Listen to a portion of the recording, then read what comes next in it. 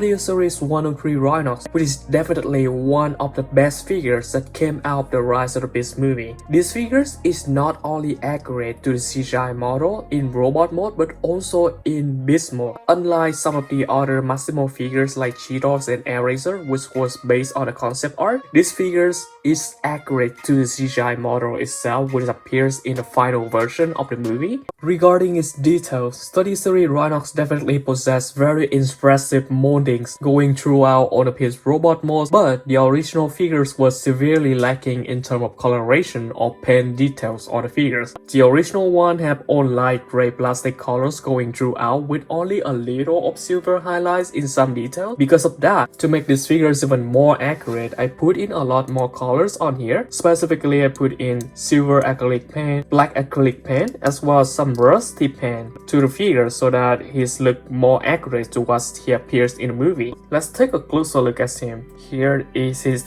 impressive face.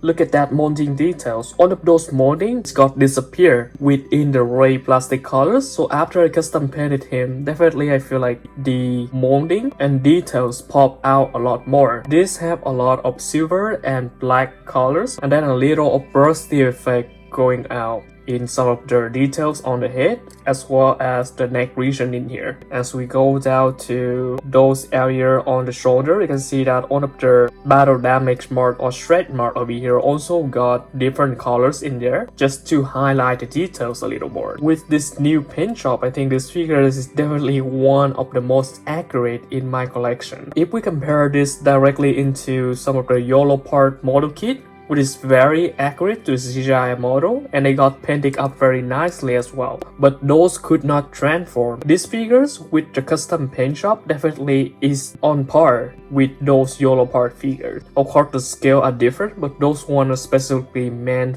for the Studio Series scale. I love all of the details that he has on here, on the battle damage, all of the scratch that the figures have. All of them look so impressive, and all of the plastic colors even on the jaws right there, they all got painted. So there's no region on these figures will be unpainted. Another minor critique that I have with this figure is that for his weapon, he can only hold it tightly at this region right here. If you want him to hold the weapon right here, you can see that it's very loose because it's not thick enough.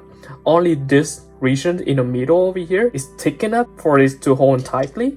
Let's quickly go over RHINOX articulation. So on his head, the head can still rotate, although it's very tight, but it can still rotate from left to right quite a decent amount, like that, up to that level, and of course to the other side also up to around that level.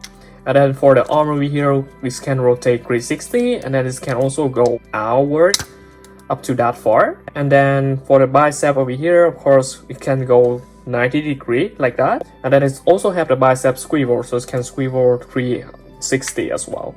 And as we go down here, of course, over here we have hand swivel and same articulation to the other arm. And then down here we have a waist swivel.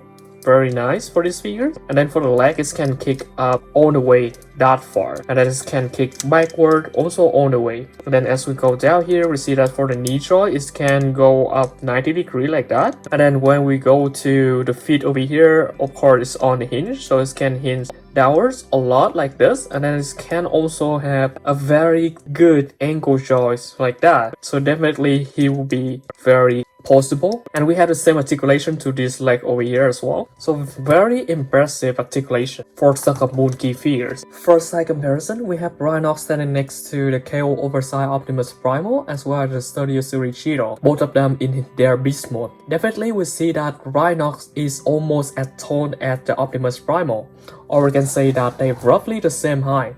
And for me, I think this is very accurate to what we saw in the movie, because Optimus Primal is as tall as Optimus, and Optimus is pretty much at the same height as this RHINOX. Next comparison, we have RHINOX standing next to the baiwei Optimus Prime as well as the MXC Optimus Prime. Definitely the scale work out better between the baiwei Optimus and the RHINOX over here. The MXC one is way too tall for this scale. Next comparison, we have RHINOX standing next to the KO Mirage as well as the Studio Series Core Class RC.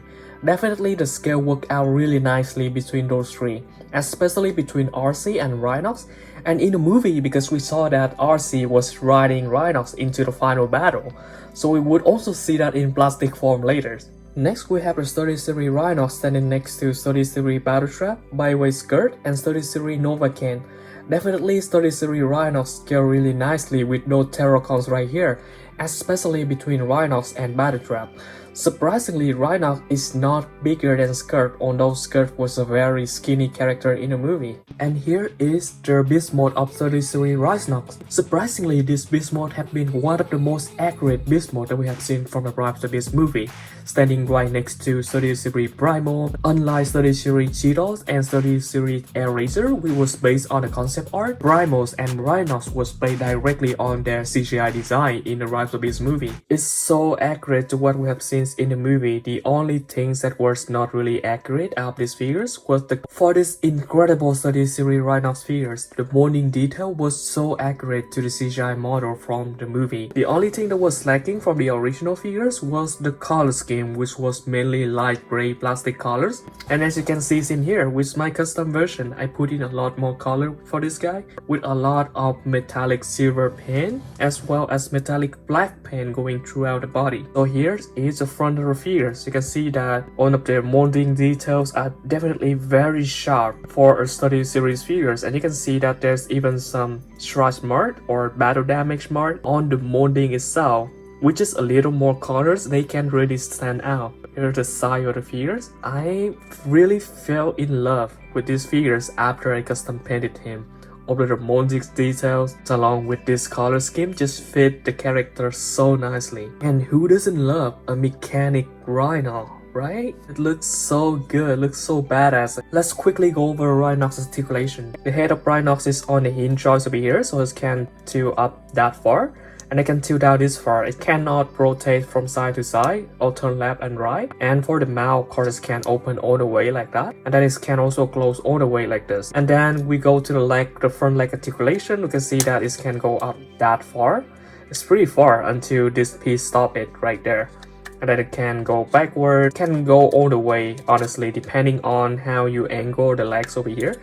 Of course, for the legs, have that hinge right there as well, so it can tilt to the side very far. And then of course this shoulder armor can go out to accommodate for the leg articulation. And of course we have the bicep swivel over here from the robot mode, which can also be used in this mode over here. And then as we go to this leg down here, of course this can rotate 360 because it's on the bone joint. Of course over here we also have an extra hinge right there, so it can also accommodate for some pulsing for RHINOX. So definitely it's pretty packed. The articulation is the same as for this leg over here. As for the back leg articulation, we can see that it can go backward that far, go up all the way like that, and then it can go up this far after it reaches the belly right here. But of course, if we actually flip this up to unlock this joist right here, then we can take a use of that swivel right there and give this even more articulation for RHINOX. But of course, that wouldn't look as natural for the figures.